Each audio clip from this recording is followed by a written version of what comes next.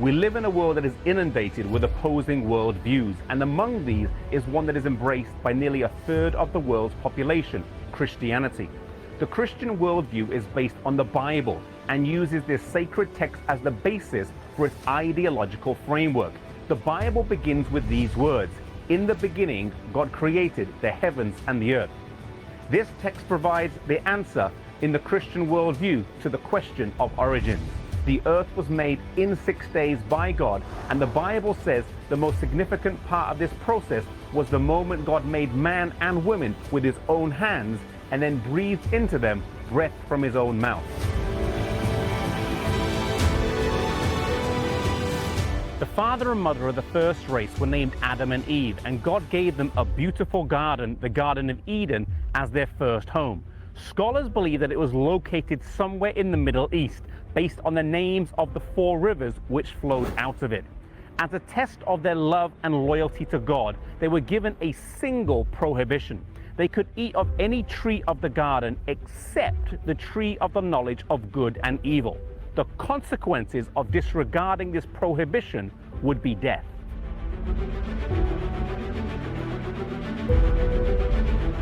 Unfortunately, Genesis 3 records the account of Eve being lured to the forbidden tree by a talking serpent.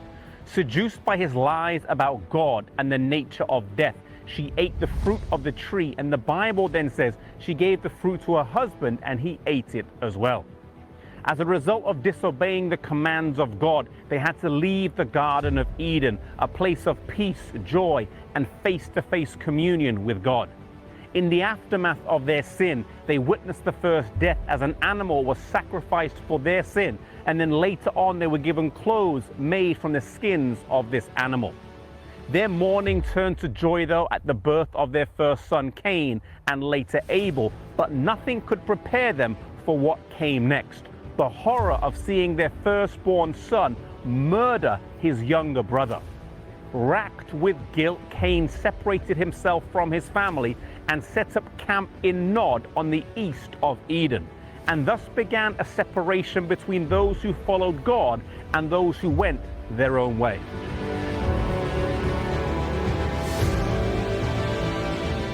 However, as time went on, the two groups began to intermingle through marriage. This led to a gradual falling away from God and a loosening of moral restraint. As the Bible describes it, the wickedness of man was very great. As God surveyed the rapidly deteriorating situation on earth, he gave its inhabitants 120 years of probationary time to make a decisive choice. They could either choose to follow his guidelines for morality, or they could follow their own. Their own perception of morality had led to a terrible state of crime and violence, and if they chose to persist in this course, God would cleanse the earth with a flood.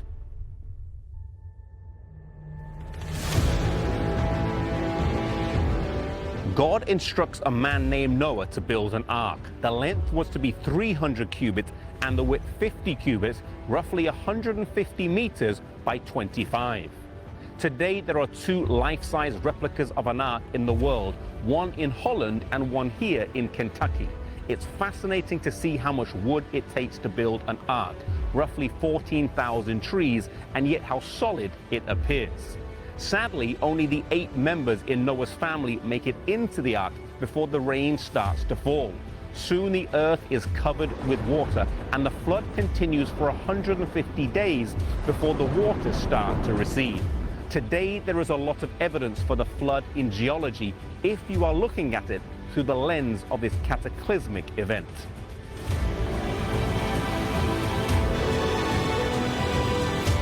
God did not forget his people, and in fact, one of the key points is found in Genesis 8 verse 1 when it says, "Then God remembered Noah." Sometimes it's in the midst of the storm, when it seems like God might have forgotten us, when we're tossed about in the waves of life, that God then makes his presence known. The same God who made the world restored its beauty after the flood. Have confidence and assurance to know that we serve a powerful God, and the same God who made you can restore his beauty in you no matter what you have experienced or gone through.